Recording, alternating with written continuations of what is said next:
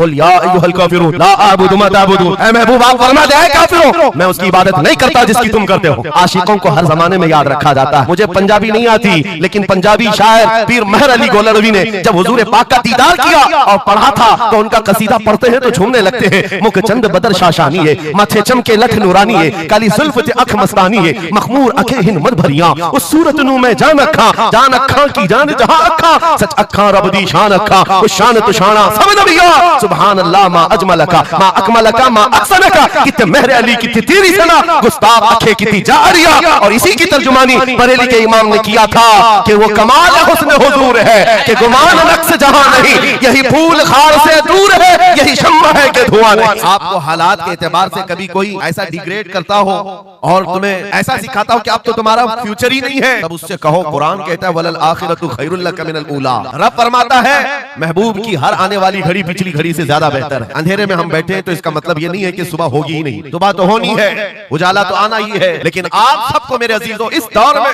जिस पर जमे रहना है वो क्या है? वो ईमान पर इस्तिकामत है। आज मैं आपके दरमियान यहाँ से खिताब कर रहा हूँ। मुझे ये जब आपकी कमेटी वाले हजरात आए थे, मुझे पहले तो जगह का इल्म नहीं था, लेकिन जब बताया गया तो मैं हैरत में था। इधर ही करीब में कमिश्नर हाउस भी, हाँ यही सामने आकर के हमें खिताब करना है, कोई बात नहीं। आज यहाँ से लेकर बंगाल की खाड़ियों, गुजरात से लेकर कश्मीर तक हर जगह तकरीबन 22 स्टेट में मैं जाकर देख कर आ रहा हूँ। पिछले 200 जलसों से खिताब कर, हर जगह का डीएनए मुसलमानों का एक ही है। हुजूर की मोहब्बत पर इम्तिहान देने के लिए हर जवान अगर तैयार है तो फिर आगे बात की जाएगी। बार बार तुम्हें कोई कचौके देता रहे, वसवसे डालता रहे, सोशल मीडिया पर तुम्हारे जज्बात को उभारते हुए तुम्हारे लिए गंदी बातें करे कि ये कट रहे हैं, मुल्ले काटे जा रहे हैं, मारे जा रहे हैं, गज्जा में इनके साथ ऐसा विनाश किया जा रहा है, 20,000 लोगों को मार मार कर बारूद से राख बना दिया गया है। ये सारी बातें तुम्हारे पास लाते हैं तो कुछ जवान ये समझते हैं हम नरोस हो गए हैं, हम मायूस हो गए हैं, इनका जवाब क्या दे? सही बात तो है, शाम में भी काटे जाते हैं, इराक में भी मारे जाते हैं, अफगान में भी, बर्मा में भी, यमन में भी, हर जगह हमारी मौत है, हमारी मौत है। और इसको जालिम ये बता बता करके ये कहते हैं कि देखो अगर तुम सच्चे हो, तुम्हारा दीन सच्चा, तुम्हारा खुदा सच्चा, तो इतने मारे क्यों जाते हो? तुम ना उम्मीद और मायूस ना होना है। नौजवानों बात इतनी करना, इतनी बात करना है नादान, तुझे पता नहीं हमारा मसला क्या है, तुझे पता नहीं हमारा मसला क्या है। हम जो है ना वो रसूलुल्लाह को शमा समझते हैं और जितने हैं ये परवाने हैं और परवाना होता ही है मरने के लिए। सलाहुद्दीन की एक बात बहुत मशहूर थी, वो बड़े बड़े कैदियों को आजाद करने में मशहूर थे, बड़े बड़े जर्नलों को, सिपाहियों को आजाद करते थे। 1 लाख से ज्यादा सिपाहियों को आजाद किया जो जंग में कैदी होकर आए थे, बहुत सारे लोगों को आजाद किया। उर्निस को जब गिरफ्तार करके लाया गया और फिर सलाहुद्दीन अय्यूबी के पास पेश किया गया, पूछा सलाहुद्दीन ने क्या गुमान है तेरा मेरे मुताल्लिक? उसने कहा अब तक जो सुनता आया वही है कि आप रहमदिल हैं, खैरखा हैं और बहुत जल्दी आजाद करते हैं। सलाहुद्दीन ने कहा अब तुझे अगर आजाद किया तो अल्लाह का अजाब आएगा, अल्लाह का अजाब आएगा। और उसके बाद तलवार उठाई, उसकी गर्दन पर रखा। 2.5 साल पहले तूने कमजोर मुसलमानों को कहा था बुलाओ मोहम्मद को, कहा है ये देख मोहम्मद रसूलुल्लाह ने मुझे भेजा है और तेरी गर्दन देने के लिए भेजा है, तू रसूलुल्लाह को पुकारता है। अभी गुलाम जब तक जिंदा है वो काफी है। और उसके बाद तारीख में ये बात लिखी हुई है मेरे अजीजों, सलाहुद्दीन अय्यूबी बीमारी के आलम में 2.5 साल का जो अरसा गुजारा है, इस बात के इंतजार में कि जब तक हुजूर पाक की तरफ से जवाब नहीं दूंगा उस वक्त तक सलाहुद्दीन कभी बिस्तर पर एक रात भी नहीं सोए। कयामत के करीब वो जमाना आएगा, कयामत उस वक्त तक नहीं आएगी जब तक पूरे रुए जमीन पर हर जगह ला इलाहा इल्लल्लाह का नारा ना होगा। और कुरान भी ये कहता है वलो करिहल काफिरून, अगरचे काफिरों को ये बात पसंद नहीं आती, वलो करिहल मुशरिकून, मुशरिकों को अगरचे ये बात पसंद नहीं आती हो, लेकिन ये होकर रहेगा मेरे से, होकर रहेगा। हर जगह से ला इलाहा इल्लल्लाह का नारा होगा, हर कोई साहिब ईमान होगा, वो इमाम मेहदी का दौर, इमाम मेहदी का दौर होगा। हमारी ये बातें कुछ लोगों को कड़वी लगती है तो क्या करें, 1400 साल से कुरान हमें बता रहा है और हम जो बात कर रहे हैं ये 100% यकीन के साथ कह रहे हैं। चिट्ठी वाले बाबा नहीं हम, माइंड प्रोग्रामिंग वाले, माइंड रीडिंग वाले नहीं है हम, रसूलुल्लाह की बातें तुम्हारे तक पहुंचाने वाले। तुम्हारी चिट्ठी गलत हो सकती है, मदीने की खबर कभी नहीं झूठ। मेरे आका सल्लल्लाहु तआला अलैहि वसल्लम के दरबार में मुशरिकीन आए थे, उन्होंने कहा था हम आपके साथ रहेंगे, बस शर्त इतनी है कि हमारे बुतों पर एक बार आप हाथ रख दो। हुजूर पाक ने फरमाया हाथ तो दूर की बात नजर उठा के भी नहीं दे। और कुरान की पूरी सूरह नाजिल हुई, या अय्युहल काफिरून ला अअबुदु मा तअबुदून, ऐ महबूब आप फरमा दे काफिरों मैं उसकी इबादत नहीं करता जिसकी तुम करते हो। अरे सब हालात हो गए, अभी खत्म हो गया, अब क्या करना है? एक जुमला मेरा नोट करके याद रखो, किसी मस्जिद में एक बुत रख देने से मस्जिद बुत कदा कभी नहीं बनती, मस्जिद बुत कदा कभी नहीं बनती। तारीख गवाह है, काबे के अंदर 360 रखे थे तब भी काबा कावा ही था। मुरादाबाद के उस आलिम रब्बानी जिनकी जुबान में अल्लाह ने भला की तासीर दी थी, जब बोलते थे तो हजारों का मजमा रोने लगता था, हुजूर की मोहब्बत में दिल धड़कने लगता था। उस किफायत अली काफी को अंग्रेजों ने गिरफ्तार किया, इसलिए कि अंग्रेजों के जमाने से आज तक ये बात चली आ रही है, तोपों से इतना डर नहीं लगता जितना उलमा की जुबानों से डर लगता है। कोई गुल बाकी रहेगा न चमन रह जाएगा, पर रसूलुल्लाह का दीन हसन रह जाएगा। सब फना हो जाएंगे काफी वो, लेकिन हश्र तक नाम हजरत का जुबानों पर चलन रह जाएगा। मुरादाबाद और बरेली में सिर्फ 100 किलोमीटर का फासला है, एक आशिक को तुमने फांसी दे दी। यही जमाना है जब आला हजरत बरेली में पैदा हो रहे हैं। अंग्रेजों के ख्वाब ख्याल में भी नहीं है एक आशिक के खत्म होने के बाद दूसरा जो उठेगा वो क्या हंगामा करेगा। और बरेली के ताजदार ने हंगामा ऐसा किया है, चप्पे चप्पे से आज आवाज आती है, डाल दी कल्ब में असमत मुस्तफा सैयदी आला हजरत पे लाखों सलाम। अऊज़ु बिल्लाहि मिनश शैतानिर रजीम, बिस्मिल्लाहिर रहमानिर रहीम। वलिल्लाहिल इज्जतु वलिरसूलिही वलिलमुमिनीन वलाकिन्नल मुनाफिकीन ला यअलमून। सदक़ल्लाहु मौलाना अज़ीम। बारगाह रिसालत मुआब सल्लल्लाहु तआला अलैहि वसल्लम में एक मर्तबा दुरूद पाक का हदिया पेश करें। अल्लाहुम्मा सल्लि अला सय्यिदिना व मौलाना मुहम्मदिन मअदनिल जूदि वल करम व आलिहि व अस्हाबिहिल किराम व इब्निहिल करीम व बारिक व सल्लिम सलातन दाइमतन सरमदन अबदा। आबरू मां ज़नाम मुस्तफ़ा, हम सब की इज्जत व आबरू मुस्तफ़ा करीम के नाम से वाबस्ता है। और जिसको इमाम अहले सुन्नत फाजिल बरेलवी रहमतुल्लाहि तआला अलैहि यूं फरमाते हैं, अर्ज करते हैं, या रसूल अल्लाह, खल्क के हाकिम हो तुम, रिज़्क के कासिम हो तुम। खल्क के हाकिम हो तुम, रिज़्क के कासिम हो तुम। जो मिला तुमसे मिला, तुम पे करोड़ों दुरूद।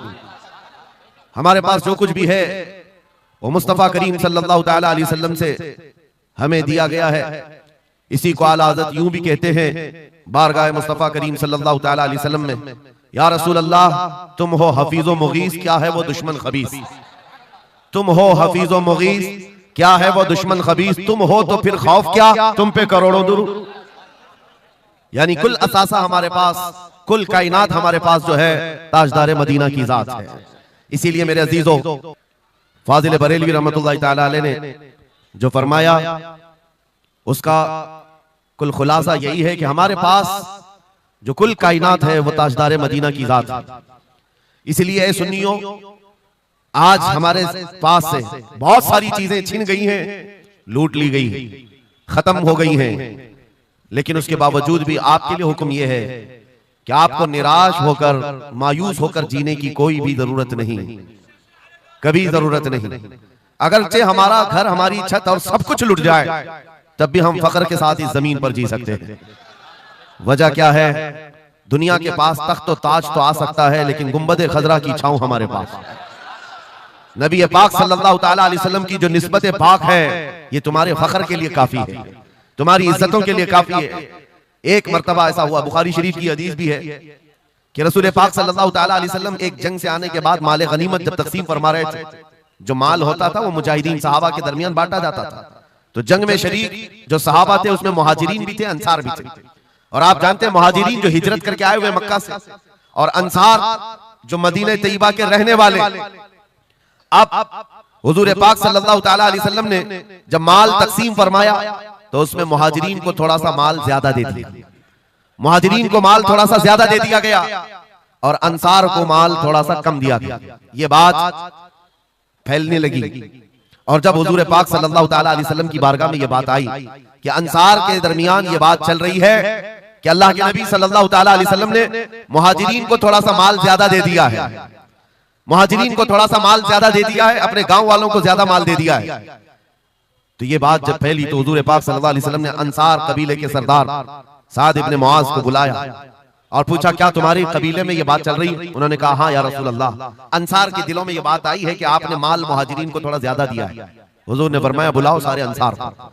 एक जगह बुलाया और उस पर जब सारे अंसार जमा हुए तो पूछा हुजूर ने, क्या तुम्हारे दिलों में ऐसी बात है कि मैंने माल मुहाजिरीन को थोड़ा ज्यादा दे दिया? सबों ने कहा, हाँ आका, हमारे दिल में ये बात चल रही है, माल के लिए बात थी। नबी पाक सल्लल्लाहु अलैहि वसल्लम ने ऐसी तकरीर फरमाई थी, ऐसा खुतबा दिया था, अंसार की आंखें भीग गईं। सहाबा कहते हैं हमारी दाढ़ियों से आंसू गिर रहे थे। अल्लाह के नबी सल्लल्लाहु अलैहि वसल्लम ने फरमाया, तवील हदीस है, आखिरी जुमला मैं कह रहा हूं जो मेरे लिए उन्वान से रिलेटेड है, मेरे गुफ्तगू से रिलेटेड जो बात है वो अर्ज कर रहा हूं। नबी पाक सल्लल्लाहु अलैहि वसल्लम ने फरमाया, ऐ अंसार, ये बात सही है कि मैंने थोड़ा माल मुहाजिरीन को ज्यादा दिया है, लेकिन क्या तुम इस बात से राजी नहीं हो? क्या इस बात से तुम मुतमईन नहीं हो कि लोग सारी दुनिया ले जाएं और जिसके पास दुनिया ना हो वो मोहम्मद रसूलुल्लाह को ले जाए? जिन गरीबों के पास माल ना हो, मेरे आका ने फरमाया वो अल्लाह के रसूल को साथ ले जाए। आज हमारे पास फख्र करने का सबसे बड़ा जरिया मेरे मुस्तफा की मोहब्बत, नबी करीम सल्लल्लाहु तआला अलैहि वसल्लम की निस्बत पाक है। इसीलिए आपको हालात के एतबार से कभी कोई ऐसा डिग्रेड करता हो और तुम्हें ऐसा सिखाता हो कि अब तो तुम्हारा फ्यूचर ही नहीं है, तब उससे कहो कुरान कहता है वलल आखिरतु खैरुल लक मिनल ऊला। रब फरमाता है महबूब की हर आने वाली घड़ी पिछली घड़ी से ज्यादा बेहतर है। आएगा, अच्छा वक्त भी आएगा। अंधेरे में हम बैठे तो इसका मतलब ये नहीं है कि सुबह होगी ही नहीं, सुबह तो होनी है, उजाला तो आना ही है। लेकिन आप सबको मेरे अजीजों इस दौर में जिस पर जमे रहना है वो क्या है? वो ईमान पर इस्तिकामत है। अपने दीन का सौदा होने नहीं देना, हुजूर पाक की मोहब्बत में कोई कमी आने न देना। मैं तो कहता हूँ उस खच्चर से ज्यादा गैरतमंद कौन हो सकता है जो मदीने तैयबा का है। गधा जिसको आप कह सकते हो या घोड़ा जिसको कह सकते हो, इन दोनों के बीच में एक नस्ल होती है खच्चर की।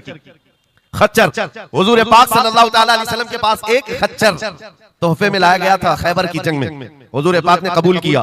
यहूदियों का इलाका है खैबर, वहां हुजूर पाक सल्लल्लाहु अलैहि वसल्लम की बारगाह में जब ये हदियतन आया, और वो हदिया जिस पर हुजूर ने सवारी की, जिंदगी भर मेरे आका सल्लल्लाहु अलैहि वसल्लम जिस खच्चर पर सवारी करते रहे, ये तोहफे में आया था। जानते हो जिस वक्त ये खच्चर हुजूर की बारगाह में हदियतन पेश किया गया, नबी पाक सल्लल्लाहु तआला अलैहि वसल्लम से वो अपना सर हिला हिला करके बात कर रहा था और हुजूर मुस्कुरा रहे थे। साहबा ने पूछा आका ये क्या कह रहा है? सुनो तवज्जो, हम उम्मत हैं और हुजूर पाक सल्लल्लाहु तआला अलैहि वसल्लम से मोहब्बत करने की बात करते हैं। अशरफुल मखलूकात जानवर नहीं, लेकिन एक जानवर नबी पाक सल्लल्लाहु अलैहि वसल्लम के दरबार में क्या कह रहा है? हुजूर फरमाते हैं ये खच्चर मुझसे कह रहा है आका अब तक मैं एक यहूदी की मिल्कियत में था, मेरा मालिक यहूदी था और उसी के घर में रहता था, वो मुझसे सामान लदवाता था इधर से उधर, लेकिन या रसूलल्लाह सल्लल्लाहु अलैहि वसल्लम जब कभी वो मेरी पीठ पर बैठना चाहता मैं गिरा देता, मैं बैठने नहीं देता था। खच्चर कह रहा है यहूदी मेरा मालिक था, लेकिन जब भी वो बैठने की कोशिश करता मेरी पीठ पर मैं उसे गिरा देता। हुजूर फरमाते हैं उससे पूछा ऐसा तू क्यों करता था, ऐसा तू क्यों करता था? सुनो मेरे अजीजों, खच्चर कहता आका मैं उन खच्चरों की नस्ल में हूं कि मेरे बाप दादाओं की पीठ पर अल्लाह के नबी सवारी किया करते थे, बनी इस्राइल के अंबिया सवारी करते थे, और उनकी नस्ल का मैं आखिरी खच्चर हूं और सिलसिले अंबिया में आप आखिरी नबी हैं। मुझे मेरी माँ ने ये कहा था कि अपनी पीठ संभाल कर रखना, इस पर ताजदार अंबिया सवारी करे। सुभान अल्लाह, सुभान अल्लाह। खच्चरों को इतना इल्म है, इन कादियानी गधों को इल्म नहीं। खच्चर का अकीदा है कि अल्लाह के नबी आखिरी नबी है, आखिरी रसूल है। मेरे अजीजों अपनी पीठ को संभाल कर रखा कि कोई और बैठने ना पाए कि अल्लाह के रसूल बैठने वाले हैं। और उसके बाद आपको पता है उस खच्चर पर सवारी सिर्फ रसूलुल्लाह ने फरमाई, और वो खच्चर कितना गैरतमंद था, कितना गैरतमंद था कि उस पीठ पर किसी और आलाइश को और नापाकी को कभी गवारा नहीं किया। और हद तो ये है, हदीसों में मौजूद है, हुजूर पाक सल्लल्लाहु तआला अलैहि वसल्लम की जब वफात हुई तो ये जिंदा रहा, लेकिन जानते हो सिर्फ 3 दिन के बाद बीर गरस ये कुआं है जिसमें छलांग लगाकर ये जान दे दी कि अब इसके बाद कोई नहीं बैठेगा जो रसूलुल्लाह की सवारी है। मेरे आका सल्लल्लाहु तआला अलैहि वसल्लम से निस्बत का एहतराम जानवर इतना करते थे, तुम्हारी निस्बत तो उम्मत की है, तुम्हारी निस्बत उम्मत की है। क्या तुम्हें यह ज़ेब देता है कि जिन आंखों को तुमने संभाल रखा है मेरे आका का दीदार करना है, तो इन आंखों को गलाजत में कैसे हम डाल सकते हैं, कैसे बेहयाई में डाल सकते हैं? इन हाथों को क्यों नहीं संभाल कर रख सकते कि ये हाथ मेरे आका से मुसाफा करने वाले? अकीदा है कि नहीं है, यकीन है कि नहीं? मेरे आका ने फरमाया क़यामत के दिन मैं मुसाफा करूंगा। हुजूर पाक सल्लल्लाहु तआला अलैहि वसल्लम से जब मुसाफा करने की तमन्ना है तो फिर इस हाथ की कितनी हिफाजत होनी चाहिए। वो खच्चर अपनी पीठ पर किसी और गैर को बर्दाश्त नहीं किया, सिर्फ इसलिए कि ये पीठ मैंने संभाल रखी है अल्लाह के रसूल के लिए। आज हम बच सकते हैं अपने हाथों को, अपने पैरों को, अपनी आंखों को, अपनी जुबान को सिर्फ इसलिए बचा कर रखें कि ये सारी अमानत रसूलुल्लाह की है। क्यों? बरेली से यही तो आवाज आती है हमारा अपना कुछ नहीं है, दहन में जुबान तुम्हारे लिए। या रसूल अल्लाह बदन में है जान, और हम आए यहाँ और उठे भी वहां। जब रसूलुल्लाह के लिए जीना है तो मेरे अजीजों हमें हर शय की हिफाजत भी जरूरी है। कहीं ऐसा ना हो कि हमारी गर्दन में कोई दूसरा पट्टा डालने की कोशिश करे, कभी ना हो कि किसी और की गुलामी का पट्टा हमारी गले में पड़ जाए। नहीं, हम रसूलुल्लाह के जन्नत रसूलुल्लाह। दुनिया अगर हमें पहचाने तो बेदम वारसी का वो शेर याद रखो। बेदम वारसी बड़े आशिक रसूल हैं, कहते हैं सके तैबा सब मुझे कह कर के पुकारे बेदम, यही रखी हो मेरी पहचान मदीने वाले। दुआ ये करते थे कि ऐ अल्लाह, ऐ रसूल पाक मेरी पहचान इतनी बना दे कि दुनिया मुझे तैबा का कुत्ता कहे, इसके अलावा मेरी कोई पहचान ना हो। मुझे दुनिया अगर पहचाने तो हुजूर के नाम से पहचाने। अज़ीज़ान गिरामी वक़ार, इतनी गैरत तो तुम्हारे अंदर आनी चाहिए कि हुजूर पाक सल्लल्लाहु तआला अलैहि वसल्लम से हमारा नाम जुड़ा हुआ है और हमें हर शय को संभाल कर रखना है। सिर्फ एक बात मैं बता दूं, बहुत सारे नौजवान मोहब्बत करते हैं हमसे, हमें पता है, बेइंतहा मोहब्बत करते हैं। किसी नौजवान को उठाकर मैं कहूं ये ले मेरा अमामा, मैं आज तुझे पहना देता हूं, खुशी से वो लेकर के जाए, जाहिर सी बात है उसके दिल में अगर मेरी मोहब्बत है तो ये अमामा पहन करके निकल जाए। मैं उससे पूछता हूं कि जब ये सर पर अमामा हो तो क्या शराब की दुकान पर खड़े हो सकते हो? क्या किसी आवारा गर्दी में जा सकते हो? सर के अमामे की कदर तुम रखे हुए बार बार दिल में ये ख्याल आएगा कि नहीं मैं इस लिबास के साथ, इस अमामे के साथ यहाँ खड़ा रहूंगा तो दुनिया क्या सोचेगी? सिर्फ मैं तो एक निकम्मा आदमी, मेरे अमामे को पहनने के बाद तुम्हारा एहसास ये हो सकता है कि मुझे ना शराब के अड्डे पर जाना होगा, ना ताश के पत्तों पर, ना ही आवारा गर्दी में, ना किसी गली कूचे में, बल्कि उसे एहतराम लाजिम होता है। मेरे अजीजों, मेरे अमामे की क्या बात, तुम्हारी गर्दन पर तो रसूलुल्लाह की निस्बत का पट्टा, जिस जगह पर हो सिर्फ इतना ख्याल आ जाए कि मैं नबी पाक सल्लल्लाहु अलैहि वसल्लम का गुलाम हूं, कल को मेरे बदअमल किरदार से, मेरे किसी बुरे अखलाक से दुनिया हुजूर की तरफ उंगली ना उठाए, नबी पाक सल्लल्लाहु तआला अलैहि वसल्लम की तरफ उंगली ना उठाए। ये आज आपकी जरूरत है मेरे अजीजों। तुम्हारी निस्बतें हुजूर से वाबस्ता है तो तुम्हारा हर अमल दुनिया के सामने आईने की तरह है। जानते हो, जब ईद हो, बकरीद हो, कि जुलूस ईद मिलाद हो, दुनिया तुम्हें देखती है और पहचानना चाहती है कि कौन है मोहम्मद सल्लल्लाहु अलैहि वसल्लम। तुम अपने अखलाक से सफीर हो, तर्जुमान हो रसूलुल्लाह के, अपने अमाल से हुजूर पाक सल्लल्लाहु अलैहि वसल्लम की तर्जुमानी कर सकते हो और दुनिया हुजूर की तक पहुंचने का तुम जरिया बन सकते हो। आज एक हदीस में आपके सामने रखता हूं, हजरत उमर फारूक का दौर है। एक शख्स मदीने तैयबा में कर्जा लिया था किसी से और कर्ज चुका नहीं पा रहा था, और वो भी सहाबी हैं जिनसे कर्जा लिया है। उन्होंने आकर के मुकद्दमा कर दिया हजरत उमर के पास। तवज्जो से, हजरत उमर ने उस कर्जदार को बुलाया, कर्ज जिसके ऊपर था, बुलाया, कहा कि इनका कर्जा क्यों नहीं अदा करता? कहा मेरे पास कुछ चीज है नहीं, अदा कर दूंगा, मुझे मोहलत चाहिए, टाइम चाहिए। कहा कितना टाइम? बस 2 दिन का वक्त दे दें, मैं जाऊंगा अपने वतन और आकर के मदीने में इनका कर्जा अदा कर दूंगा। लेकिन अब वो पकड़ा गया हुआ आदमी है, इसको छोड़े तो किसकी जमानत पर छोड़े? जाहिर सी बात है, कोर्ट में जब तुम्हारी गिरफ्तारी हो जाए, कचहरी में, कोर्ट में हाजिरी होती है तो कोई ना कोई जामिन होता है जिसकी जमानत पर तुम्हें बेल दी जाती है। हजरत उमर ने पूछा, कोई तुम्हारा जमानत लेने वाला है यहाँ मदीने में? कहा या रसूल अल्लाह, हजरत उमर से, या अमीर अल मोमिनीन, यहाँ पर कोई मेरा ऐसा है नहीं जो जमानत ले सकता है, क्योंकि मैं नया हूं, जमानत कोई लेने वाला है नहीं। कहा फिर कैसे जाएगा, बेल कैसे दी जाएगी? भरे मजमे में से एक सहाबी हजरत अबू दरदा खड़े होते हैं, कहते हैं अमीरुल मोमिनीन, मैं इसकी जमानत लेता हूं, मैं इसकी जमानत लेता हूं। हजरत उमर फारूक ने कहा, अगर ये बंदा 2 दिन के बाद नहीं लौटा तो तुम्हें जेल में रखा जाएगा। जामीन के साथ यही होता है ना। तो उन्होंने कहा मुझे तस्लीम है। हजरत उमर के पास उन्होंने कबूल कर लिया और वो बंदा चला गया। 3 लोग हैं यहाँ पर, एक कर्ज दिया हुआ आदमी, एक कर्ज लिया हुआ और एक जमानत दिया हुआ। ये तीनों लोग अदालत से रिलेटेड हैं। अभी 2 दिन गुजर गए, हजरत उमर इंतजार कर रहे थे, शाम करीब आ गई, अदालत लगी हुई थी। आपने पूछा कि फलां जो कर्जदार था आया? लोगों ने कहा अभी नहीं आया। कहा बुलाओ अबू दरदा को जिन्होंने जमानत दी थी। बुलाया गया, कहा तुम्हारी गिरफ्तारी हो सकती है, तुमने जिसकी जमानत ली थी वो नहीं आया। हजरत अबू दरदा कहते मेरा यकीन है वो आएगा, मेरा यकीन है वो आएगा। मगरिब होने से पहले पहले वो बंदा देहात का रहने वाला दौड़ता हुआ आ गया, कर्जा वापस लेकर के आया। हजरत उमर के पास जब उसने रखा कि ये मेरे कर्ज की वापस मैं अमानत लेकर के आया हूं, बुलाएं उस सहाबी को जिनका कर्जा मैंने लिया था। वो सहाबी आए, कहा कि 2 दिन का ये वक्त लिया था और वापस लाकर तुम्हारा कर्जा दे दिया है। उस सहाबी ने कहा अमीरुल मोमिनीन, मैं माफ करता हूं, मुझे नहीं चाहिए कर्ज, वापस नहीं चाहिए। अजीब मामला। कहा मैं माफ करता हूं। अब सुनो, हर एक से हजरत उमर ने पूछा, उस देहाती शख्स से पूछा, तीनों की जो बात है वो सबसे ज्यादा इंपॉर्टेंट है आज हमारे लिए। उस कर्जदार से पूछा, तू भाग गया था, अपने घर गया था और यहाँ मदीने में कोई तुझे पहचानता नहीं था, गया था तो वापस वहीं से वहीं चला जाता कहीं तो तुझे ढूंढना मुश्किल होता। क्या बात है कि तू वापस लौट करके आया इस कर्जे को अदा करने के लिए? वो गरीब इंसान कहता है अमीरुल मोमिनीन, चाहता तो मेरे पास रास्ते थे, उधर से उधर भाग जाता। मुसलमानों सुनो, जो लोग धोखाधड़ी करते हैं और लोगों के पैसे गबन करके खा करके बैठे रहते, वो एक साहबी है, गरीब है, कहते हैं अमीरुल मोमिनीन, मैं चाहता तो उधर से भागकर चला जाता, लेकिन दिल में ये ख्याल आया कि अगर मैं चला गया तो बाद में दुनिया ये ना कहे कि मोहम्मद अरबी के गुलाम गद्दार होते, कहीं दुनिया ये ना कहे कि मोहम्मद अरबी के गुलाम धोखेबाज होते हैं। मेरे अमल से मेरे नबी की बारगाह में कोई उंगली ना उठाए, इसलिए मैं वापस आ गया।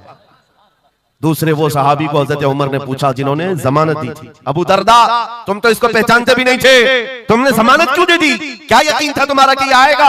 हजरत अबू दरदा कहते हैं डर तो सबको था, अजनबी को कौन जमानत देता है, लेकिन या अमीर अल मोमिनीन बात इतनी थी पूरे मजमे में सन्नाटा था, एक अजनबी के लिए जमानत देने वाला कोई नहीं था। मैं सिर्फ इसलिए खड़ा हो गया कि कल को दुनिया ये न कहे मोहम्मद अरबी के गुलामों में मदद करने का जज्बा खत्म हो गया, कोई हुजूर के बारे में ये ना कह दे कि इनके गुलामों में रवादारी खत्म हो गई है, लोगों की मदद करने का जज्बा खत्म हो गया। हजरत उमर ने उस सहाबी से पूछा जिन्होंने कर्जा छोड़ दिया, माफ कर दिया, कहा तुम्हारी वजह से तो मुकद्दमा हुआ था, जब वो कर्ज लेकर वापस आया है तुमने माफ क्यों कर दिया? उस सहाबी ने भी कहा यार अमीर अल मोमिनीन चाहता तो मैं ये रकम लेकर चला जाता, लेकिन मैंने भी दिल में ये सोचा कि कल को दुनिया ये न कहे मोहम्मद अरबी के गुलामों में माफ करने का जज्बा भी खत्म हो गया। तीनों का अमल हुजूर से रिलेटेड है, तीनों का अमल नबी पाक सल्लल्लाहु अलैहि वसल्लम से ताल्लुक रखता है। सुन्नियों क्या आज हमारे हर अमल के साथ हमें ये नहीं सोचना चाहिए दुकान में बैठकर हो सकता है तुम 1 रुपया ज्यादा किसी को डाल दो, 1 रुपये से तुम्हारा कुछ होता नहीं, लेकिन साथ सामने आए हुए आदमी का ईमान बिगड़ न जाए, कहीं तुम्हारा चेहरा, तुम्हारी दाढ़ी, तुम्हारी टोपी, तुम्हारे नाम से वो दिल में ये नफरत ना पाल ले कि मोहम्मद अरबी के गुलाम झूठे होते हैं, नाउज़ बिल्लाह। तुम्हारे अमल से नबी पाक सल्लल्लाहु अलैहि वसल्लम की तरफ उंगलियां उठाई जा सकती। इसलिए होना भी तो इंग्लैंड की बात है, माजी करीब की बात है, बस में एक कंडक्टर ने एक नौजवान को हाफ पाउंड जो पेनी होती है वहां पर आधा पाउंड ज्यादा दे दिया था, टिकट पैसे लेकर के वापस जो चेंज देना था आधा पाउंड ज्यादा दे दिया था। वो नौजवान ने ले लिया, रख लिया, कहा इसको क्यों लौटाऊं, इसको क्यों लौटाऊं, लेकर बैठा रहा। 1 घंटे का सफर था, दिल में 2-3 मरतबा ख्याल आया हाफ पाउंड लेकर करूं भी क्या, इसको दे देता हूं, फिर दिल में ख्याल आया इसको देकर क्या करूं इसका, फिर बाद में इसी कश्मकश में बात ऐसी आई कि वो नौजवान कहता है बस से उतरने से पहले मैंने वो हाफ पाउंड कंडक्टर को दे दिया, कहा आपने 1 घंटा पहले मेरा टिकट निकाला था, उसमें ये हाफ पाउंड आपने ज्यादा मुझे लौटाया था, ये ले लीजिए आपकी। वो कंडक्टर कहता है ये गलती से हाफ पाउंड ज्यादा नहीं गए थे, मुसलसल कई सालों से मैं इस्लाम को पढ़ रहा हूं, मोहम्मद अरबी सल्लल्लाहु अलैहि वसल्लम की सीरत पढ़ रहा हूं, नबी पाक सल्लल्लाहु अलैहि वसल्लम की सीरत का सबसे अहम चैप्टर मैंने ये पढ़ा था कि वो सबसे ज्यादा अमानतदार थे। मैंने आज ये तय किया था किसी मुसलमान को मैं देखूं कि वो 1400 साल पहले वाली अमानत अब भी बाकी है या नहीं, तूने हाफ पाउंड लौटा करके मेरे ईमान को मजबूत कर दिया, अब मैं इस्लाम में दाखिल होता हूं। सुभान अल्लाह, नारे तकबीर, नारे रिसालत, अज़मते रसूल। तुम्हारा छोटा सा अमल, वो नौजवान कहता है हाफ पाउंड में मैं मेरा इस्लाम बेच भी सकता था और लौटा दिया है तो किसी बंदे के हुजूर की गुलामी में दाखिल होने का सबब भी बन गया। इसलिए अजीज़ान गिरामी औकात हमारा हर अमल बड़ा जिम्मेदार है, हमारा हर अमल बड़ा जिम्मेदार है। सिर्फ आज के दौर में आपको एहसास में ये दिलाना चाहता हूं कि कुरान तुम्हारे मुतालिक कहता है कुंतुम खैर उम्मतिन, तुम सबसे बेहतरीन उम्मत हो, सबसे बेहतरीन उम्मत हो जो इंसानों में निकाले गए हो। मुझे बताओ अल्लाह की सर्टिफिकेट के बाद किसी कीड़े मकोड़े की सर्टिफिकेट की जरूरत होगी आपको? दुनिया आतंकवाद कहे, दहशतगर्द कहे, टेररिस्ट कहे, 1000 बार कहे, हमारी पेशानी पर चिपका के घुमाए, हमें फर्क नहीं पड़ता। मेरा मौला फरमा रहा है तुम खैर उम्मत हो, तुम खैर उम्मत हो और खैर उम्मत रहेंगे क्योंकि जिसने हमें पैदा किया वो खुद फरमा रहा है। और एक बात, छुप छुप करके जीने की भी जरूरत नहीं। नाम मुसलमान है तो ऐलान मुसलमान, कोई जुर्म तो नहीं किया ना इस्लाम में आकर के, या इस्लाम पर चल करके कोई जुर्म है। और ये नाम छुपाने की जरूरत इसलिए नहीं कि अल्लाह ताला कुरान में फरमाता हुवा सम्माकुमुल मुस्लिमीन, वो अल्लाह है जिसने तुम्हारा नाम मुसलमान रखा है, जो खालिक कायनात है। फख्र करने की 1-2 चीजें नहीं, हजारों चीजें तुम्हारे पास। लेकिन होता यह है कि आज के हालात में हर कोई एहसास कमतरी में मुब्तला, डराने की सूरत पैदा कर रहे हैं। ये जितनी भी सोशल मीडिया पर चीजें वायरल की जाती हैं, इधर से उठाओ उधर पहुंचाओ, वीडियोस हो, फोटोज हो, सब मुसलमानों के दिलों में ये चीज बिठाने की कोशिश की जा रही है कि तुम बहुत गए गुजरे हुए हो, तुमसे कुछ नहीं हो सकता। और मैं बार बार अपनी तकरीरों में ये ऐलान कहता हूं कि जो हमें कह रहे हैं ये पंचन पुत्र हैं, इनके पास कुछ भी नहीं होता, ये टूटे हुए हैं, बिखरे हुए हैं। फिर मैं उनसे पूछता हूं 24 घंटे हम पर टीवी में डिबेट क्यों करते हो, बार बार क्यों डिबेट करते हो? वजह यह है उन्हें पता है। और दूसरी किसी कौम को इतना टारगेट करते हुए देखा है आपने?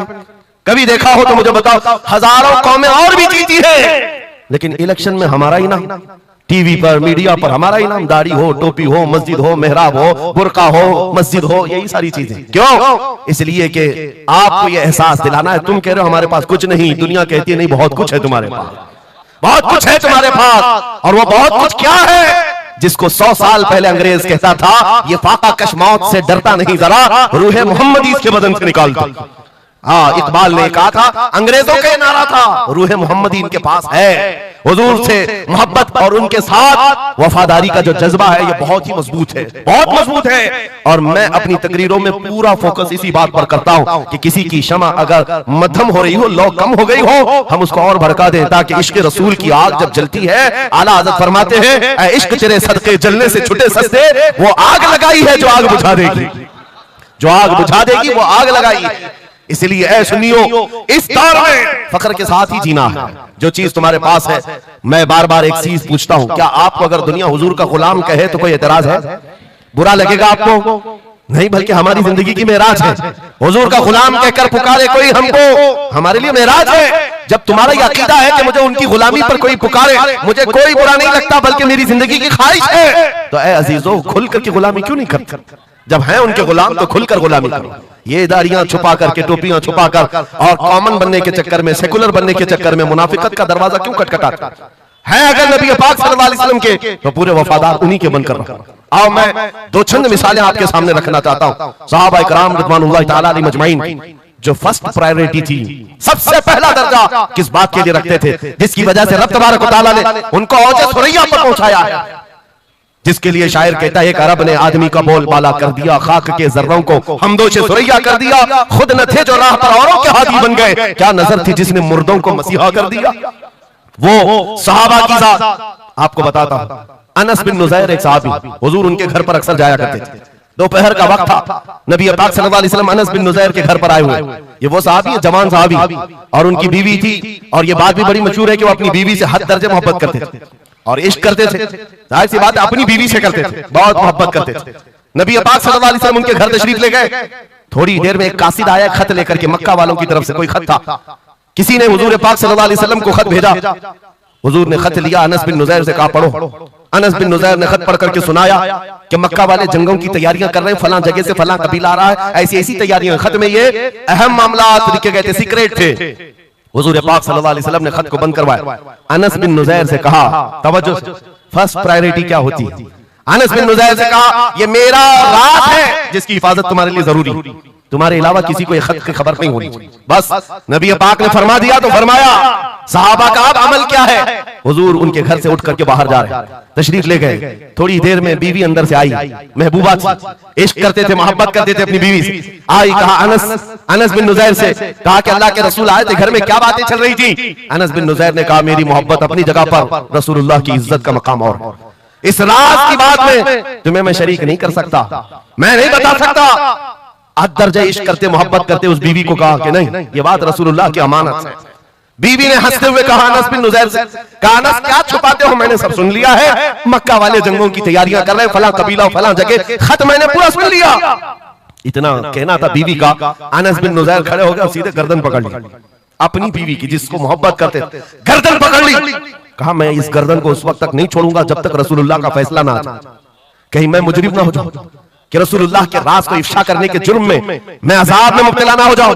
गर्दन पकड़ करके ही चले आए, बारगाह मुस्तफा में आए, कहा या रसूल अल्लाह मुझे माफ कर दें, मैंने आपके राज की हिफाजत की, लेकिन मेरी औरत घर के अंदर से सुन चुकी थी, मैं गर्दन पकड़ा हूं, आका अगर आप फरमा दें तो मैं खत्म कर दूं इस राज को, खत्म कर, जिससे हद दर्जे मोहब्बत करते थे उस बीवी के बारे में। मेरे आका ने फरमाया अनस बिन नुज़ैर से गर्दन छोड़ दो, वो मेरी सहाबिया, जैसे राज तुम्हारे पास महफूज है वैसी राज उसके पास भी महफूज है। तब उन्होंने गर्दन हटा दी और अपनी बीवी से कहा, जो कुछ भी मैंने किया है इसका बुरा ना मानना, तुझसे जो इश्क मोहब्बत है वो और है, रसूलुल्लाह से जो अजमत और उनकी इज्जत जो मेरे दिल में है वो और है। इन दोनों के दरमियान कोई कंपैरिजन नहीं है, कोई मुआवजा नहीं हो सकता। नबी पाक सल्लल्लाहु तआला अलैहि वसल्लम के सिलसिले में जो फर्स्ट प्रायोरिटी थी सहाबा की, इसी के मुताल्लिक कुरान कहता है अल्लाह ही के लिए इज्जत है, रसूल के लिए इज्जत है और इन मोमिनीन के लिए इज्जत है जिन्होंने फर्स्ट प्रायोरिटी दी है। आपको एक बात बता दूं, एक हबशी रंग के सहाबी, काले रंग के सहाबी हुजूर पाक सल्लल्लाहु अलैहि वसल्लम के पास आया, शादी करना, लड़की कोई देता नहीं, चेहरा रंग काला, नाक चौड़ी। नबी पाक सल्लल्लाहु अलैहि वसल्लम ने फरमाया मैं तेरी शादी कराता हूं। अंसार सहाबा में से एक सहाबी के घर भेजा इनको पैगाम दे करके, और उनकी बेटी मदीने की सबसे खूबसूरत औरत, सबसे खूबसूरत लड़की है, और इस काले रंग के सहाबी से कहा जा उस घर पर, ये इम्तिहान के दौर है मेरे अजीज, इम्तिहान के दौर है। हुजूर ने फरमाया जाकर कहना कि मैंने भेजा है तुम्हारी बेटी से निकाह के लिए। ये काले रंग के सहाबी थे, आए उस सहाबी के घर, अंसारी के, मियां बीवी बैठे हुए थे, बेटी अंदर थी। इनको आते ही पूछा कि क्या बात है, किस लिए आए? कहा सुना है आपके घर में जवान बेटी है, मैं निकाह का पैगाम लेकर आया। सादी सी बात, सीधी सी बात। उन्होंने ऊपर से नीचे देखा, उनकी लड़की, उनकी बेटी मदीने की हसीन तरीन खूबसूरत लड़की है और निकाह का पैगाम लेकर के आने वाला हबशी रंग का है। उन्होंने ऊपर से नीचे देखा और उसके बाद कहा जाओ हम बाद में बताते हैं। बस इतनी सी बात, मना नहीं किया, कहा जाओ हम बाद में बताते हैं। हुजूर पाक सल्लल्लाहु अलैहि वसल्लम की बारगाह में आएंगे, अपनी बेटी से पूछ लेंगे, आएंगे तुम्हारे पास। उस काले रंग के सहाबी के लिए कोई ताज्जुब की बात नहीं थी। वो कहते रोज रिजेक्ट होता था, यहां से भी हो गया। वापस चल पड़े हुजूर के दरबार में। तवज्जो मेरे अजीज, अंदर बैठी हुई वो दुशीजा, वो खातून, वो बेटी अंसार सहाबा की बाहर आई। पूछा बाबा कौन आया था? कहा एक नौजवान आया था। कहां से? रसूलुल्लाह ने भेजा था। किस लिए? बेटी ने पूछा बाप से। बाप कहता तेरे निकाह का पैगाम लेकर के आया था। बेटी ने पूछा आपने क्या कहा? कहा कोई मैच नहीं है, तुम्हारा और उसका कोई मैच नहीं था। मैंने कहा बाद में देखा जाएगा। बेटी वहीं खड़ी होकर के कहती है बाबा आपको पता है आपने किस कासिद को वापस भेजा है? आपने उस आने वाले के रंग को देखा, भेजने वाले के हुस्न को नहीं देखा। किसने भेजा आपने वो नहीं देखा। आपको तो इस बात का ख्याल आना चाहिए, अल्लाह के रसूल के कह देने के बाद फिर अपनी ख्वाहिशात कोई माने नहीं रखती, कोई मैचिंग नहीं होती है। जब रसूलुल्लाह ने फरमाया है फर्स्ट प्रायोरिटी हुजूर की बात होती है। ये सहाबी अपनी बेटी की बात सुनकर वापस लौट आए और दौड़ते हुए बारगाह मुस्तफा में आते हैं। मेरे आका के पास वो नौजवान सहाबी जो अपनी रिजेक्ट की खबर सुना ही रहे थे, ये दौड़ते हुए अंसारी सहाबी आए। कहा या रसूलल्लाह गलती की माफी, मैंने ताखीर की, इस खता की माफी के लिए आया हूं। मैंने इन्हें मना नहीं किया था, थोड़ी देर का वक्त मांगा था। अल्लाह के नबी मैं हाजिर हूं, मेरी बेटी भी दिलो जान से हाजिर है, आपके फरमान पर लब्बैक है या रसूल अल्लाह। हुजूर पाक की बारगाह में जब वो सहाबी ने कहा, मेरे अजीजों ये सहाबा का वो ईमान था जहां उन्होंने अपनी ख्वाहिशात को खत्म कर दिया था, अपनी ख्वाहिशात को कत्ल कर दिया था। वो ये नहीं देखते थे मेरे मैच क्या है, मेरी ख्वाहिश के मुताबिक क्या चीज है। आज जैसे दीन पर अमल करने के लिए भी नौजवान ये सोचते हैं मेरी मर्जी के मुताबिक हो तो अमल करूंगा। नहीं, हम यहाँ पर जीने के लिए आए हैं, अपनी मर्जी से जीने के लिए नहीं आए, रसूलुल्लाह की मर्जी से जीने के लिए आए हैं। ताजो शरिया ने जिसके मुताबिक कहा था जिंदगी ये नहीं है किसी की किसी के लिए, जिंदगी है नबी की नबी के लिए। ना समझ मरते हैं जिंदगी के लिए, जीना मरना है सब कुछ नबी के लिए। सुभान अल्लाह। अल्लाह नारे तकबीर, नारे रिसालत, नारे हैदरी, उलमाए अहले सुन्नत, हजरत अल्लामा मुफ्ती सलमान अजहरी साहब। सुभान अल्लाह सुभान अल्लाह। मेरे अजीजों उन सहाबा ने फर्स्ट प्रायोरिटी जो दी है वो गैरत के साथ किया करते थे कि हुजूर की बात है तो फिर सबसे पहली बात। जब हम ये सारी चीजों की तरफ आगे बढ़े अल्लाह करीम इज्जतें फिर नवाजेगा, इज्जतें वापस आई। उनके जो हम गुलाम थे खल्क के पेशवा रहे, उनसे फिरे जहां फिरा फिर आई कमी वकार है। जो इज्जत में कमी आई है ये डोर के टूटने से आई है, या डोर के कमजोर होने से आई है। पूरी दुनिया आज एड़ी छुट्टी का जोर सिर्फ इस बात पर लगाती है, इस बात पर लगाती है कि तुम हुजूर पाक की मोहब्बत की बात ना करो, बाकी कोई बात करना करो। आपको पता है नमाजों की तबलीग करने वाले चिल्ले चट्टियां और भी दीगर बहुत सारे लोग मौजूद हैं। चट्टी शरीफ तो सरकार गरीब नवाज की मैंने साथ में कह दिया, लेकिन नमाजों की सिर्फ अमल की तबलीग करने वाली बड़ी बड़ी जमातें हैं, उनसे ना गवर्नमेंट को कोई खतरा है ना इजराइल को खतरा। हाँ आप देख लेना, मालूम कर लेना मेरी इस बात। इजराइल जैसा कट्टर दुश्मन इस्लाम वो तक कुछ तंजीमों को कहता है ये सेफ तंजीमें हैं, मुसलमानों में सेफ तंजीमें। कौन सी? जो सिर्फ नमाज रोजे की बात करती है और कुछ नहीं करती बस। हाँ डेंजर तंजीम वो है जो लब्बैक या रसूल अल्लाह कहती है। क्यों? ये नारे से किस बात का डर है, किस बात? दुनिया आज ये कह रही हुजूर पाक सल्लल्लाहु अलैहि वसल्लम की तरफ दोबारा पलट आने वाला उनको पता है। मेरे अजीजों नमाज नमाज, रोजा रोजा, हज हज, ज़कात ज़कात, ये अमाल ठीक है, हम इसके मुनकिर नहीं है, हम भी अमल करेंगे। लेकिन जो कौम हुजूर की मोहब्बत की बात करती है, दुनिया को इस बात का खौफ है कि इन जमातों को अगर ये मोहब्बत वापस मिल गई तो फिर ये आम जवान नहीं रह जाता, फिर इनमें कोई खालिद बिन वलीद खड़ा हो जाता है, फिर इनके दरमियान सलाहुद्दीन अय्यूबी आ जाता है। हाँ जो अच्छे खासे लोगों की नींद को हराम कर रखता है। दुनिया को पता है सलाहुद्दीन का नाम आज यूरोप में सलाहुद्दीन डे मनाया जा रहा है। सलाहुद्दीन डे मनाया जा रहा है क्यों? मेरे अजीजों सिर्फ एक जर्नल नहीं था, एक जंगजू नहीं था, एक सिपाही सालार नहीं था, बहुत बड़ा आशिक रसूल था। बहुत बड़ा आशिक रसूल, ऐसा कि एक मरतबा बुर्निस नाम का एक ईसाई सिपाही सालार था, उसने मुसलमानों के काफिले को गिरफ्तार किया और उनको मारा पीटा, उनका माल लूटा। और जब जब मारता था तो क्या कहता था बुर्निस, सुनो बहुत सारे ऐसे जो गीदड़ जत्थे में आकर हमला करते, वो बुर्निस उसी किस्म का आदमी था। मॉब लिंचिंग किया मुसलमानों की मुल्क के शाम में, और मारते मारते एक जुमला कहता था, कहां है मोहम्मद, बुलाओ बचाने के लिए। हुजूर पाक की तरफ ताना देते हुए बार बार मारता था। यह खबर सलाहुद्दीन को पहुंच गई। सलाहुद्दीन के पास आकर लोगों ने बताया कि मुसलमानों के काफिले को लूटा गया, मारा गया। लूटमार तो हर जगह चलती थी, लेकिन मारने वाला बार बार कह रहा था बुला मोहम्मद को। नाउजुबिल्लाह, ये वो जमाना था जब सलाहुद्दीन अय्यूबी की ऐसी बीमारी चल रही थी जिसमें लोगों ने कहा था कि अनकरीब इनकी वफात होने वाली, मौत के करीब वाली बीमारी थी, बिस्तर से उठ नहीं रहे थे। उस वक्त जब ये खबर दी गई, सलाहुद्दीन ने कपकपाते हाथों से दुआ किया था, मौला बस थोड़ी इतनी जिंदगी दे दे कि मैं बुर्निस को बता दूं, इतनी जिंदगी और दे दे।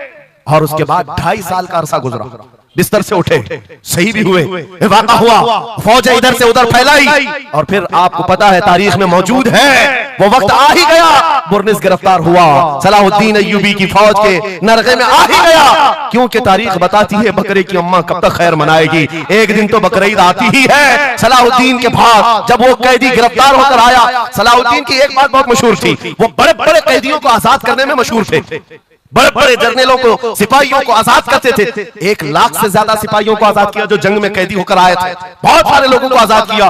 बुर्निस को जब गिरफ्तार करके लाया गया और फिर सलाहुद्दीन अय्यूबी के पास पेश किया गया, पूछा सलाहुद्दीन ने, क्या गुमान है तेरा मेरे मुतालिक? उसने कहा अब तक जो सुनता आया वही है कि आप रहमदिल हैं, खैरखा हैं और बहुत जल्दी आजाद करते हैं। सलाहुद्दीन ने कहा अब तुझे अगर आजाद किया तो अल्लाह का अजाब आ जाएगा, अल्लाह का अजाब आएगा। और उसके बाद तलवार उठाई, उसकी गर्दन पर रखा। 2.5 साल पहले तूने कमजोर मुसलमानों को कहा था बुलाओ मोहम्मद को, कहां है ये देख, मोहम्मद रसूलुल्लाह ने मुझे भेजा है और तेरी गर्दन देने के लिए भेजा है, तू रसूलुल्लाह को पुकारता है, अभी गुलाम जब तक जिंदा है वो काफी है। और उसके बाद तारीख में ये बात लिखी हुई है मेरे अजीजों, सलाहुद्दीन अय्यूबी बीमारी के आलम में 2.5 साल का जो अरसा गुजारा है, इस बात के इंतजार में कि जब तक हुजूर पाक की तरफ से जवाब नहीं दूंगा उस वक्त तक सलाहुद्दीन कभी बिस्तर पर एक रात भी नहीं सोए, खुली जमीन पर सोते थे और कभी पैर फैलाकर नहीं सोया, कभी पैर फैलाकर नहीं सोया। जब नबी पाक की शान में कोई कुत्ता भौंक रहा हो, सलाहुद्दीन को यह ज़ेब नहीं देता कि वो बिस्तर पर पैर फैलाकर सो सके। यह इश्क था, यह इश्क था जिसकी बुनियाद पर वो 12,000 का लश्कर लेकर एक बार उतरा था और 4 लाख की फौज को खदेड़ कर रख दिया था। ये ताकत और कुव्वत मेरे अजीजों हुजूर की मोहब्बत से आती है। हुजूर पाक की आजमत दिलों में बिठाओ, अल्लाह तुम्हारा रौब खुद कायम फरमाए, तुम्हारा रौब अल्लाह कायम फरमाएगा। लोगों को ये लगता है कि तंजीमें बनाना चाहिए, लोगों को ये लगता है कि फौज बनानी चाहिए, मैं कभी इस बात की बात नहीं किया, इसीलिए डरते नहीं, हम कोई सीक्रेट मीटिंग भी नहीं करते। आज लोग हमारी जासूसी में इतने पेश हैं, बहुत इधर की खबर उठाओ, उधर की खबर ले जाओ, हर चीज कर लो निया। हम छुप करके कोई बात करें तो तुम्हारे पास लगे हम जो बात करते खुले मैदान में करते। उसकी वजह यह है, उसकी वजह यह है कि हम वो जामे इश्क़े मोहम्मद अपने जवानों को पहनाना चाहते हैं, जिसे पहनने के बाद गली कूचों से भी गुजरे तो कई कीड़ों की यूं ही मौत होती है। कोई लड़ने भिड़ने की बात मैं नहीं कर रहा, जामे इश्क़े रसूल पहन करके निकलो, इसलिए कि आप देखो आज के मजमे में, अभी मैं एक नारा लगाऊंगा जवाब आप खुद ही देंगे, इश्क मोहब्बत, इश्क मोहब्बत। क्यों क्यों आला हजरत, आला हजरत, ये तो 2 वर्ड है, इश्क मोहब्बत, इश्क मोहब्बत। आप जवाब में आला हजरत, आला हजरत इसलिए कर रहे हैं कि पूरी दुनिया इस बात को गुत्थी में पी चुकी है, इश्क का नाम आए, मोहब्बत का नाम आए, बरेली का इमाम का नाम ही आता है। इसीलिए मैं कहता हूं 100 साल पहले हुजूर की मोहब्बत करने वाला एक वफादार गुलाम बरेली की जमीन पर सो चुका है, लेकिन हर जलसे की रौनक बना हुआ है, हर जलसे की जीनत बना हुआ है। और इसी बात के लिए मैं कह रहा हूं ये इश्क मोहम्मद का जामा जो पहनता है वो मरता कभी नहीं है। अल्लाह उसके नाम को हमेशा जिंदा रखता है, सलामत रखता है। और जो गुस्ताखी कर रहे हैं इन कीड़ों का तो चंद दिनों के बाद पता भी नहीं होगा, खबर भी नहीं होगी। आप तो आज जान रहे हैं, तुम्हारे बच्चों को नाम भी मालूम नहीं होगा, कौन पाखंडी था, कौन भोंकता था, पता ही नहीं मालूम।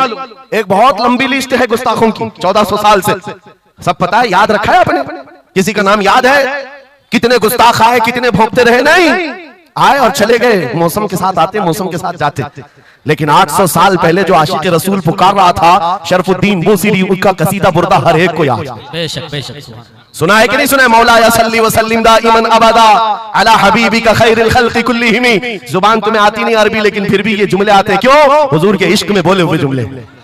बलगल उला बि कमालिही कशफत दुजा बि जमालिही हसनत जमीउ खिसालिही सल्लु अलैहि व आलिही। अरबी में सादी शिराजी ने कहा, लेकिन जब कभी ये बंदा आज भी पढ़ता है तो झूमने लगता है, मतलब माना मालूम भी ना हो। गुस्ताखों को याद नहीं रखा जाता, आशिकों को हर जमाने में याद रखा जाता है। मुझे पंजाबी नहीं आती, लेकिन पंजाबी शायर पीर मेहर अली गोलरवी ने जब हुजूर पाक का दीदार किया और पढ़ा था तो उनका कसीदा पढ़ते हैं तो झूमने लगते हैं। मुख चंद बदर शाशानी है, माथे चमके लख नूरानी है, काली जुल्फ अख मस्तानी है मखमूर अखे हिन मद भरिया उस सूरत नू मैं जान अखा की जान जहां अखा सच अखा रब दी शान अखा उस शान तो शाना सब नबिया सुभान अल्लाह मा अजमलका मा अकमलका मा अहसनका कितने महर अली कितनी तेरी सना गुस्ताख अखे कितनी जारिया। और इसी की तर्जुमानी बरेली के इमाम ने किया था कि वो कमाल हुस्न हुजूर है कि गुमान नक्श जहां नहीं, यही फूल खार से दूर है, यही शम्मा है कि धुआं नहीं। सुभान नारे तकबीर, नारे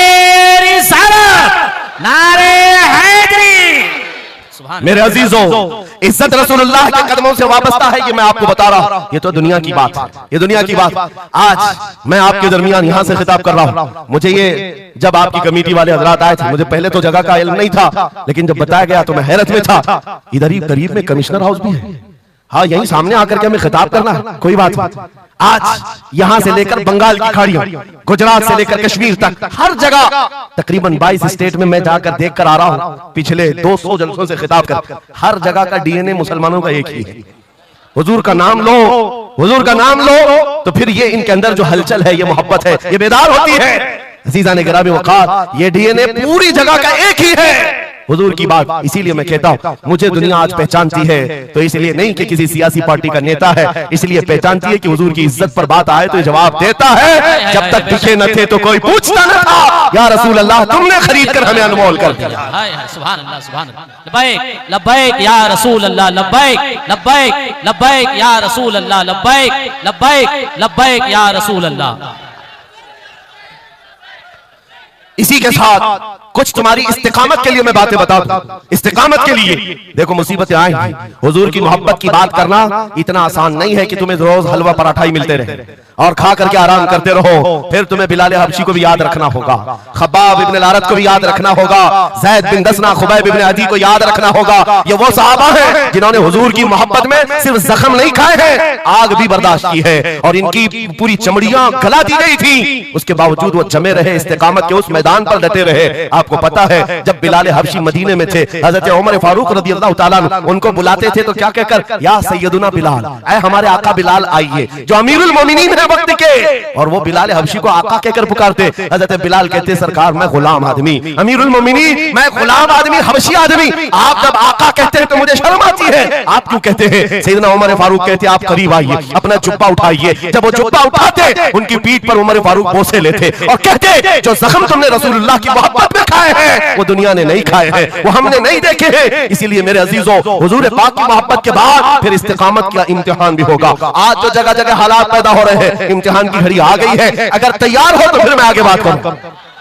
हुजूर की मोहब्बत पर इम्तिहान देने के लिए हर जवान अगर तैयार है तो फिर आगे बात की जाएगी। बार बार तुम्हें कोई कचौके देता रहे, वसवसे डालता रहे, सोशल मीडिया पर तुम्हारे जज्बात को उभारते हुए तुम्हारे लिए गंदी बातें करे कि ये कट रहे हैं, मुल्ले काटे जा रहे हैं, मारे जा रहे हैं, गज्जा में इनके साथ ऐसा विनाश किया जा रहा है, 20,000 लोगों को मार मार कर बारूद से राख बना दिया गया है। ये सारी बातें तुम्हारे पास लाते हैं तो कुछ जवान ये समझते हैं हम नरोस हो गए हैं, हम मायूस हो गए हैं, इनका जवाब क्या दे? सही बात तो है, शाम में भी काटे जाते हैं, इराक में भी मारे जाते हैं, अफगान में भी, बर्मा में भी, यमन में भी, हर जगह हमारी मौत है, हमारी मौत है। और इसको जालिम ये बता बता करके ये कहते हैं कि देखो अगर तुम सच्चे हो, तुम्हारा दीन सच्चा, तुम्हारा खुदा सच्चा, तो इतने मारे क्यों जाते हो? तुम ना उम्मीद और मायूस ना होना है। नौजवानों बात इतनी करना, इतनी बात करना है। नादान तुझे पता नहीं हमारा मसला क्या है, तुझे पता नहीं हमारा मसला क्या है। हम जो है ना वो रसूलुल्लाह को शमा समझते हैं और जितने हैं ये परवाने हैं और परवाना होता ही है मरने के लिए।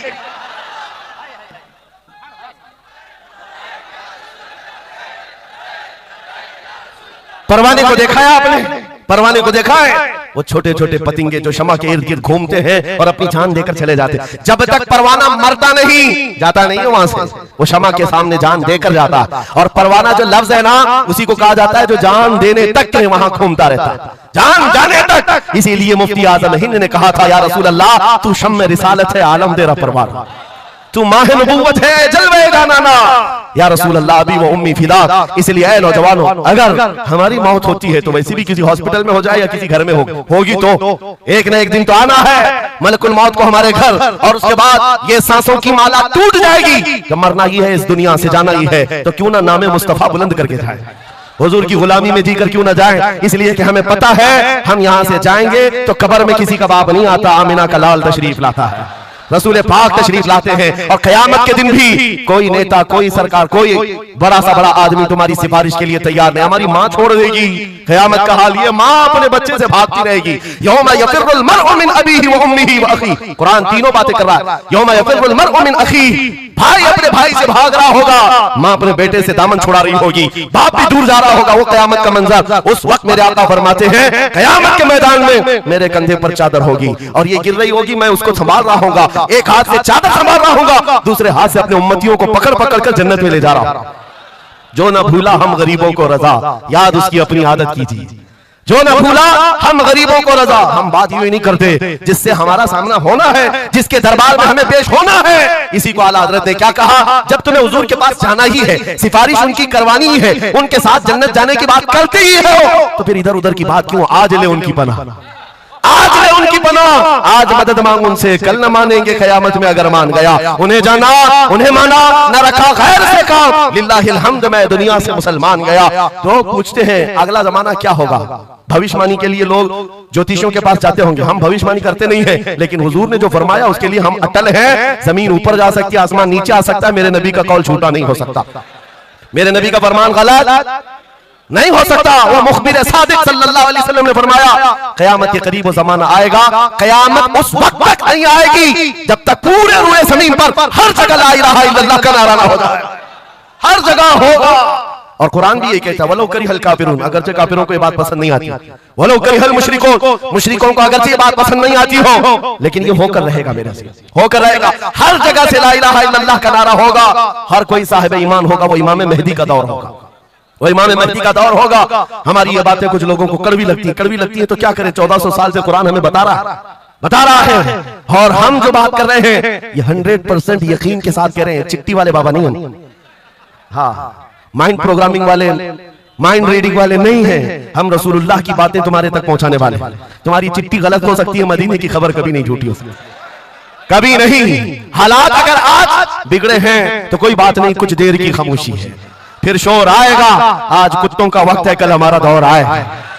यकीन है ना इंशाअल्लाह, यकीन है तो फिर आओ हुजूर के दरबार में, वहां पर हम पहुंच जाते हैं। लोग हमसे पूछते हैं कहां तक ले जाना चाहते हो, दुनिया बहुत आगे बढ़ गई है, आज पेट्रोल मिसाइल बन चुके हैं, लोग चांद पर जा चुके हैं और सूरज पर कमंदे डालकर उससे इलेक्ट्रिक हासिल कर रहे हैं, बहुत तरक्की हो चुकी है। मैं कहता हूं, मैं अपने जवानों को कहता हूं, हम बहुत आगे नहीं जाना चाहते, हम पीछे जाना चाहते हैं, पीछे जाना चाहते हैं। लोगों ने पूछा कहां तक जाना चाहते हैं, मैं अपनी कौम को वहां तक पीछे ले जाना चाहता हूं जहां से खालिद बिन वलीद की तलवार की झनकार सुनाई देने लगे, और पीछे जाओ इतना पीछे कि हैदर करवार की गरजती हुई आवाज सुनाई देने लगे, और पीछे जाओ इतना कि उमर इब्न खत्ताब की अदालत का मंजर नजर आने लग जाए, और पीछे जाओ इतना कि सिद्दीक अकबर का हक को और उनका बयान सुनाई देने लग जाए, इतना पीछे चले जाओ कि मस्जिद नबवी में पहुंच जाओ, अपने कानों से रसूलुल्लाह की आवाज आने लग जाए।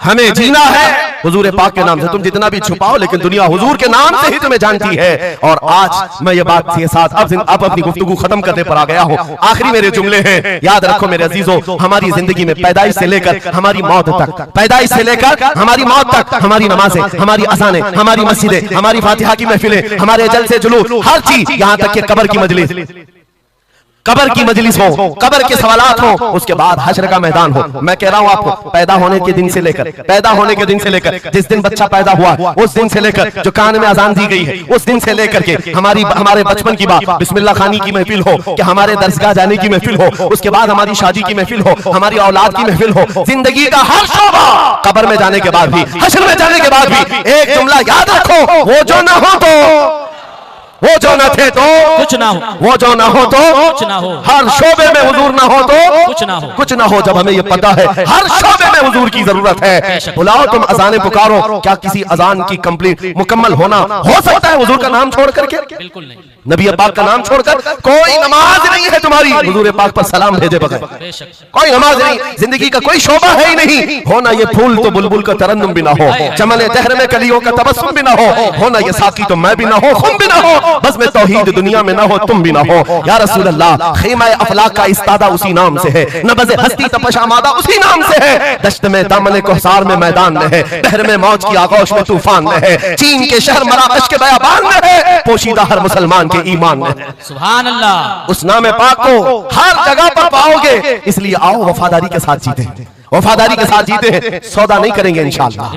हालांकि इस तरह बह जाने के बाद कई लोगों का इम्तिहान आ चुका है। हाँ, कई लोगों का इम्तिहान है, सख्ता जिसकी उसकी बात करनी चाहिए। यूपी में तो हम जाकर देखते हैं गाड़ियों पर वो झंडे हर 5 साल पे बदलते रहते थे। हाँ, जिसकी गवर्नमेंट है वो झंडे वही लगाते हैं। हम उस कौम की बात नहीं कर रहे हैं, किसी की जय विजय क्यों पुकारे, क्या गरज हमको, हमें काफी है सैयद अपना नारा, या रसूल अल्लाह, अपना नारा। या रसूल अल्लाह। बात मैं आपसे ये कह रहा हूं, जो मसलहत और हिकमत के इस दरिया में बह जाते हैं, नहीं, थोड़ा सा हमें भी पूजा पाठ भी कर लेनी चाहिए, थोड़ा हमें भी कशका लगा लेनी चाहिए, कभी धोती भी पहन लेनी चाहिए, दिल रखना चाहिए। बिरादराने वतन है सारी बातें, ये सब बातें आज की इन सुलह कुल्लियों से जो आ रही, ये मुनाफिकीन से। मेरे आका सल्लल्लाहु ताला अलैहि वसल्लम के दरबार में मुशरिकीन आए थे, उन्होंने कहा था हम आपके साथ रहेंगे, बस शर्त इतनी है कि हमारे बुतों पर एक बार आप हाथ रख दो। हुजूर पाक ने फरमाया हाथ तो दूर की बात, नजर उठा के भी नहीं देखूंगा। और कुरान की पूरी सूरह नाजिल हुई, कुल या अय्युहल काफिरून ला अअबुदु मा तअबुदून। ऐ महबूब आप फरमा दे, ऐ काफिरों, मैं उसकी इबादत नहीं करता जिसकी तुम करते हो, जिसकी तुम करते हो मैं उसकी इबादत नहीं करता। याद रखना मेरे अजीजों, अल्लाह रब्बुल इज्जत के बंदे हो, शिर्क तुम्हारे दिल के अंदर कभी नहीं आ सकता, कुफ्र कभी नहीं आ सकता। हालात के इन बहाव पर जो बह गया वो इम्तिहान में खत्म हो गया, वो चला गया, और जो जमा रहा, चाहे जैसी भी बात होगी, लेकिन मैं अल्लाह को अकबर मानता हूं तो अकबर ही है। बेशक अल्लाह अकबर, अल्लाह अकबर। इस नारे में किसी को दिक्कत है? हाँ, आगे की कुछ बातें ये, मैंने कल ही एक बात कहा, तवज्जो, तारीख में जाओगे अगर, बाज लोग ये कहते हैं अरे सब हालात हो गए, अभी खत्म हो गया, अब क्या करना है? एक जुमला मेरा नोट करके याद रखो, किसी मस्जिद में एक बुत रख देने से मस्जिद बुत कदा कभी नहीं बनती, मस्जिद बुत कदा कभी नहीं बनती। तारीख गवाह है, काबे के अंदर 360 रखे थे, तब भी काबा काबा ही था। और मेरे आका सल्लल्लाहु ताला अलैहि वसल्लम जब तशरीफ लाए, काबे को हर तरह की बुराइयों और आलाइशों से पाक किया और शिर्क और कुफ्र से पाक किया। उस काबे मुकद्दसा को मेरा यकीन है मेरे आका का कोई गुलाम आएगा, कुफ्र और शिर्क से पाक करेगा और उम्मत मोहम्मदिया के हवाले करेगा। जहां से नाकूस बचते हैं इंशाअल्लाह आवाज आएगी अल्लाहु अकबर, अल्लाहु अकबर। नाउमीदी के साथ जीना ये हमारे लिए हराम है, हराम है। हम रसूलुल्लाह के दीन पर कायम हैं, तो हमारे पास किसी चीज की कमी हो तो फिर इधर उधर मुंह उठाएं। जिस दीन में अल्लाह ताला ने किसी बात की कमी नहीं रखी, उस कौम को यह जेब नहीं देता कि वो दूसरी प्रॉपर्टी पर नजर करे। जरूरत नहीं है किस चीज की कमी है, किस चीज की कमी है, मौला तेरी गली में, उकबा तेरी गली में, दुनिया तेरी गली में। और फिर आला हज़रत की बात मैं बताता हूँ, फिर के गली गली तबाह, ठोकरे सबकी खाए क्यों, दिल को जो अक्ल दे खुदा तेरी गली से जाए क्यों। हुजूर के दरबार में जो है इज्जतों के साथ, इज्जतों के साथ। लखनऊ से एक राफजी कुत्ता 2 साल पहले धर्म परिवर्तन करके निकला था, नाम भी बदल लिया था। टीवी मीडिया वालों ने बहुत हॉट सीट पर बिठाकर चर्चे किए थे, देखो मुसलमान छोड़ छोड़ करके आ रहे दीन इस्लाम, एक्स मुस्लिम एक भी मिल जाए बिठाया जाएगा ऊंची कुर्सी पर, बाकी एक्स जो दूसरे हैं उनको कोई नहीं पूछता। यहाँ दीन इस्लाम में रोज दाखिल होते हैं, रोज दाखिल होते हैं, इनको नहीं पूछा जाता कि फलां चीज छोड़ के इधर क्यों आए, नहीं, इस्लाम छोड़े हुए को हॉट सीट पर बिठाया जाएगा और पूछा जाएगा क्या बात थी, क्यों आए। ये तो सिर्फ और सिर्फ ये एक तौर पर लोगों के दरमियान टीआरपी हासिल करने का तरीका होता है मेरे अजीजों। बाकी उनकी पर्सनल जिंदगी को देखो, जो छोड़ करके गए थे 2 साल नहीं गुजरे कि वहां से भी किक मारकर निकाल दिए। धोबी का कुत्ता, ना घर का ना घाट का, ना अपने घर का बन सका, ना अपने कौम का, ना अपने दीन का, ना ही उनका हुआ जिनकी जूतियां उठा करके जीना चाहता था। कहां से वो कबूल करेंगे, वो दूसरे कास्ट को नहीं कबूल करते, तुझे कहां से लेंगे, कहां से लेंगे। हाँ, आला हज़रत ने 100 साल पहले एक बात कही थी, या रसूल अल्लाह जो तेरे दर से यार फिरते हैं, दर बदर यूं ही खार फिरते हैं, दर बदर यूं ही खार फिरते हैं। हुजूर पाक की बारगाह से जो निकला है जिल्लत के साथ जी रहा होता है, और जो हुजूर के दरबार में आया है इज्जतें तो इतनी। उस बिलाल हबशी को देखो,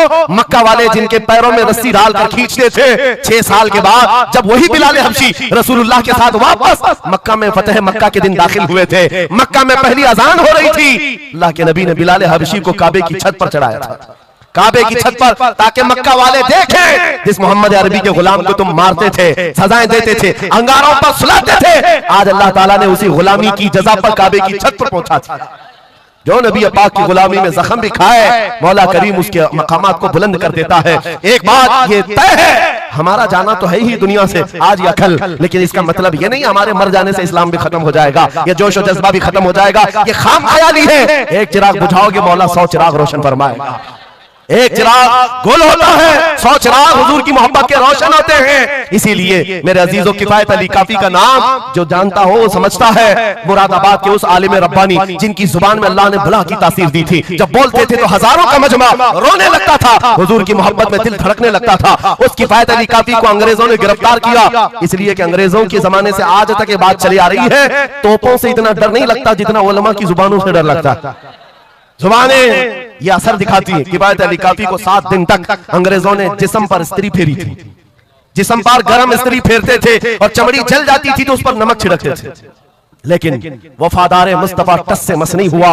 हफ्ता भर के बाद किफायत अली काफी से पूछा गया, आ जाओ हम मनसब भी देंगे, वजारत भी दे देंगे, शाही खजाने से हर महीने वजीफा भी। किफायत अली काफी ने कहा, इतना सस्ता दीन नहीं है मेरा, हमने जो बेचा है वो हुजूर के हाथों में बेच दिया, अपनी जान, अपना माल, अपना सब कुछ। उसके बाद अंग्रेजों ने कहा तो फिर तैयार हो जाओ मरने के लिए।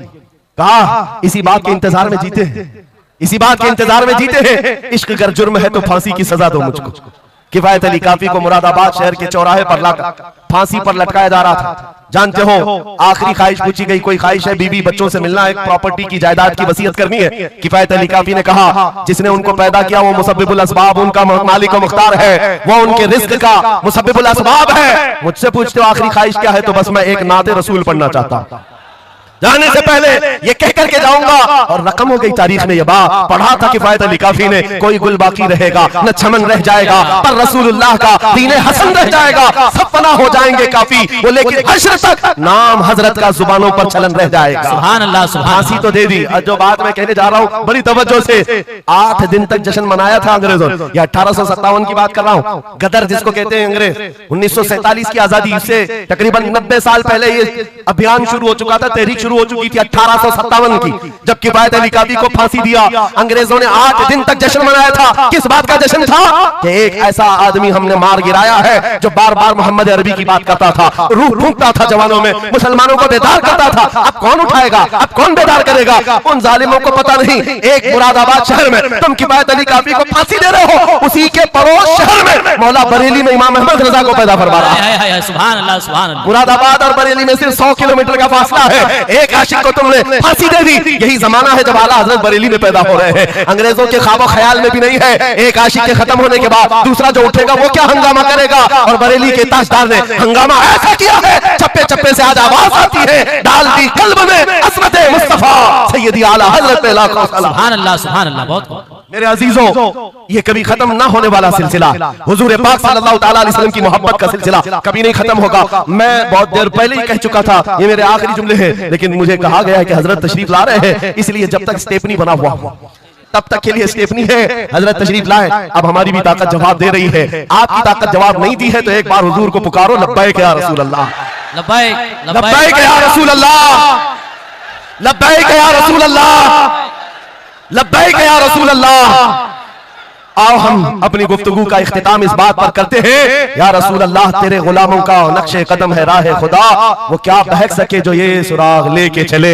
मुसलमानों, इस बात को गुत्थी में पी करके जाओ कि मोहम्मद से वफा तूने, तो हम तेरे हैं, ये जहां चीज है क्या लौहो कलम तेरे हैं। उठो कुव्वत इश्क से हर बस्त को बाला कर दो, दहर में नामे मोहम्मद से उजाला कर दो। कौन देता है, देने को मुंह चाहिए, अरे देने वाला है सच्चा। वाखिर दावाना अल्हम्दुलिल्लाह।